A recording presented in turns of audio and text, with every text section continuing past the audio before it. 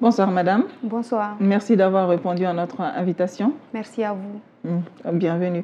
Parlez-nous de cette maladie. C'est quoi le trouble du spectre de l'autisme? Merci pour votre question. Déjà, les troubles du spectre de l'autisme, ce ne sont pas des maladies. Déjà, quand on parle de troubles du spectre de l'autisme, TSA, ça regroupe un ensemble de troubles, notamment la forme autisme la plus connue. On a l'autisme infantile, on a le syndrome d'Asperger, on a le syndrome de Rett, on a le trouble désintégratif de l'enfance, on a également l'autisme atypique et les autres formes. C'est l'ensemble de ces troubles qu'on regroupe dans les troubles du spectre de l'autisme. Mais la forme la plus connue, c'est l'autisme, qui est connu de tous, l'autisme infantile. Donc, c'est un trouble neurodéveloppemental qui apparaît chez les enfants avant l'âge de 3 ans. Et ça amène une altération au niveau des interactions sociales, au niveau du comportement qui devient stéréotypé et répétitif, et au niveau de la communication verbale ou non verbale. D'accord, donc c'est un trouble qui apparaît chez l'enfant avant l'âge de 3 ans. Est-ce qu'on est autiste?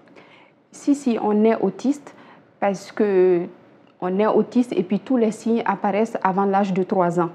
Donc déjà, comme c'est un trouble neurodéveloppemental, ça veut dire que c'est un trouble qui commence depuis avant la naissance.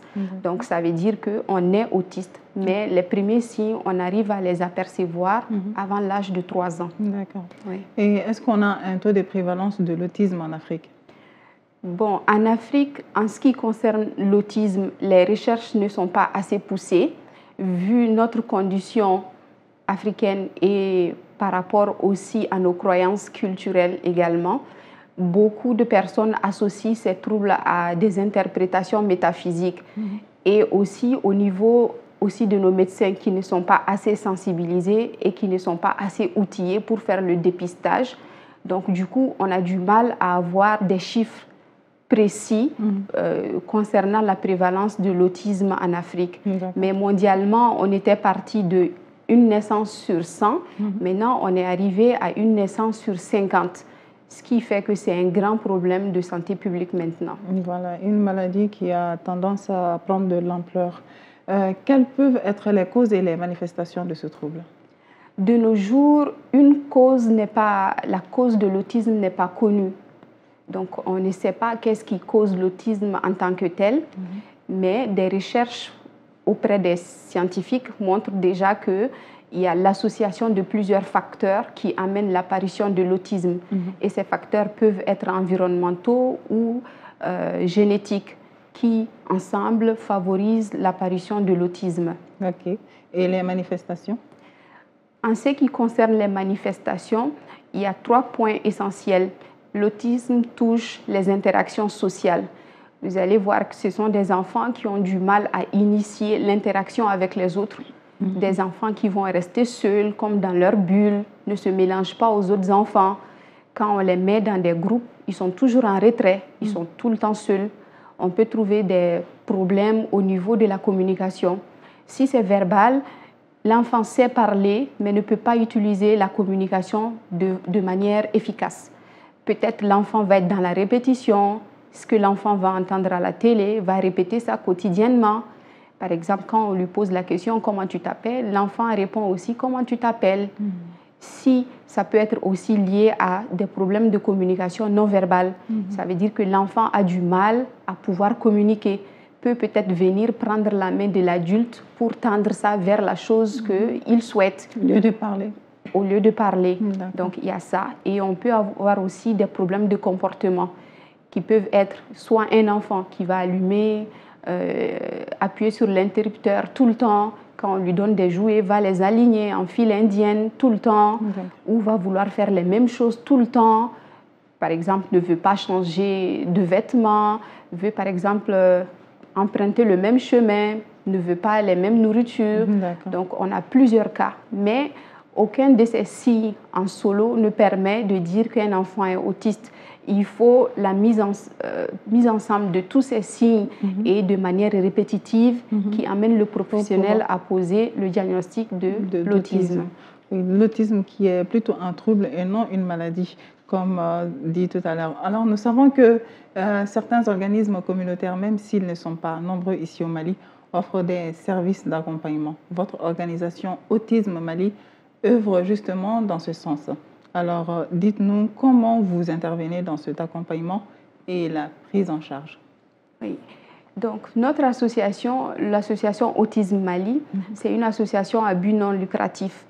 Déjà que vu notre contexte et que beaucoup de parents n'ont pas les moyens de faire suivre leurs enfants dans des cabinets et qu'il n'y a pas encore eu de structure adaptée pour la prise en charge de ces enfants. Donc, l'idée est venue de créer une association pour rassembler les parents, déjà qui ne savent pas exactement c'est quoi ce trouble et qui ne savent pas comment se comporter. Donc, déjà, c'est de pouvoir réunir les parents autour de l'autisme et d'œuvrer ensemble pour faire plus de sensibilisation. Parce que toutes les difficultés que rencontrent les parents, c'est parce que c'est un trouble méconnu et que les enfants ne sont pas acceptés à l'école parce qu'on ne sait pas ce que c'est.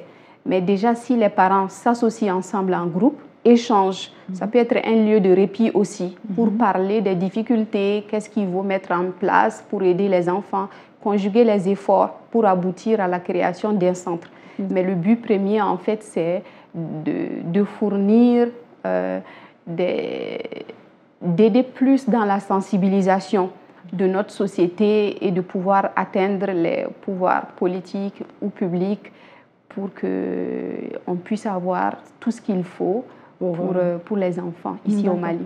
Est-ce que l'autisme, ce trouble, est-ce qu'on en guérit? Est-ce qu'on guérit de l'autisme? L'autisme, comme c'est un trouble envahissant de développement, c'est également un handicap. Donc, c'est un trouble qui dure toute la vie. Donc, c'est un trouble persistant. Mais c'est que lorsque le dépistage est précoce et que la prise en charge adaptée est mise en place, il y a beaucoup de possibilités que l'enfant puisse récupérer en grande partie les difficultés présentes, de pouvoir s'améliorer de manière efficace, de pouvoir vivre une vie harmonieuse dans notre société. Bon, pour la prise en charge, il faudrait que ça soit précoce et que ça soit mis en place avant l'âge de 5 ans. Parce qu'on se base sur la plasticité du cerveau de l'enfant. Donc, on peut lui apprendre beaucoup de choses, éduquer l'enfant dans plusieurs domaines. Donc, on ne doit pas attendre que l'enfant puisse plus grandir avant de commencer une prise en charge. D'accord. Nous sommes pratiquement au terme de cet entretien. Quel conseil avez-vous pour les parents d'enfants souffrant du trouble du spectre de l'autisme? En fait, les conseils que j'ai à lancer aux parents, c'est que déjà de s'informer déjà. Et quelle est la meilleure façon de s'informer? C'est de rejoindre les associations qui sont déjà présentes. Parce que déjà sur Internet, il y a beaucoup d'informations.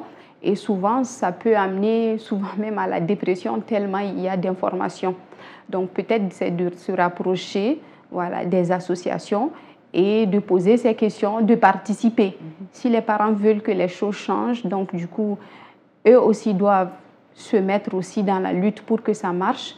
Et aussi que, comme on doit commencer très tôt le dépistage et la prise en charge, c'est-à-dire d'aider à la sensibilisation pour qu'au moins nous puissions toucher les pouvoirs politiques pour que nos médecins puissent être mieux formés pour le dépistage et que nous puissions avoir un plateau technique assez compétent pour la prise en charge des enfants et pouvoir se battre pour qu'ils puissent aller à l'école comme les autres enfants.